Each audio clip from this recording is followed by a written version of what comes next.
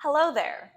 Welcome back to Cyber Safety 101. By the end of this session, you will be able to define the terms phishing and vishing, identify the warning signs associated with a phishing email, and assess a vishing scenario for potential red flags. Phishing is defined as the fraudulent practice of sending emails purporting to be from reputable companies in order to induce individuals into revealing personal information. These emails, which appear to come from a trusted source, are often sent out to thousands of people at once. Phishing emails use social engineering to get their victim to act instinctively, and oftentimes, these emails include malicious links and attachments. There is another type of cybercrime that is very similar to phishing, vishing, which occurs over the phone instead of email. Vishers often use a fake caller ID, so even if your phone says a certain person or company is calling you, that may not be the case. Criminals can even use a voice modifier like this, or this, to further the deception. As a general rule of thumb, don't give out sensitive information over the phone, since the vast majority of reputable companies won't ask you to do this. Phishing is a serious problem, but it's also one you can avoid if you take the right precautions. Firstly, listen to your gut. If you think something may be suspicious, don't automatically dismiss it as nothing, because it could quite possibly be something. Secondly, stay skeptical, constantly be vigilant, and remember that anyone could potentially send you a malicious email, phone call, or text. Be sure to take a moment to think before you act, and, if possible, ask someone you trust what they think. This will make you much less likely to fall for an attack that uses social engineering or a false sense of urgency. Spam filters are also a great tool to help you minimize the amount of spam that reaches your inbox.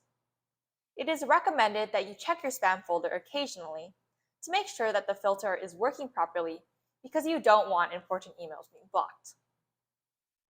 Next, be cautious about unrealistic events or opportunities.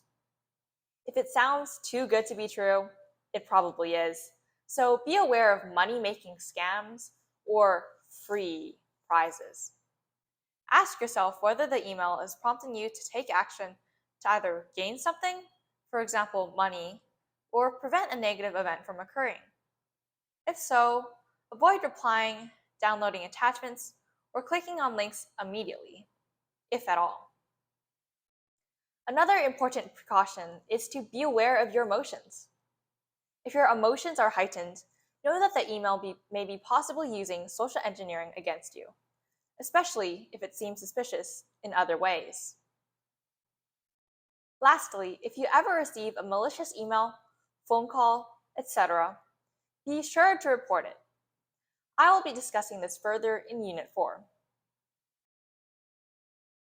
Now let's discuss a few specific red flags you should look out for when interacting with any email. The first red flag is that the email is unusual or out of character.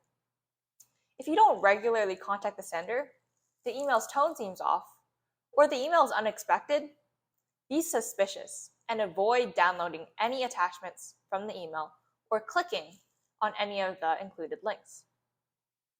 You should also be sure that you trust the sender and that their email address is accurate. For example, esther@fakeaddress.com and esther@fakeaddress.com may look similar, but they're not. Also, check to see whether you recognize the other people the email was sent to. If you don't know them, or if it was sent to an unusual group of people, for example, people whose last names all start with the same letter, then be cautious. Some other red flags include a strange timestamp, for example, 3:00 a.m. in the morning, an irrelevant subject line, or a message that is oddly generic. Be sure to also watch out for emails with lots of typos. If you're still not sure about an email's authenticity, contact the company directly. As I mentioned before, phishing emails can include malicious links that direct you to dangerous websites.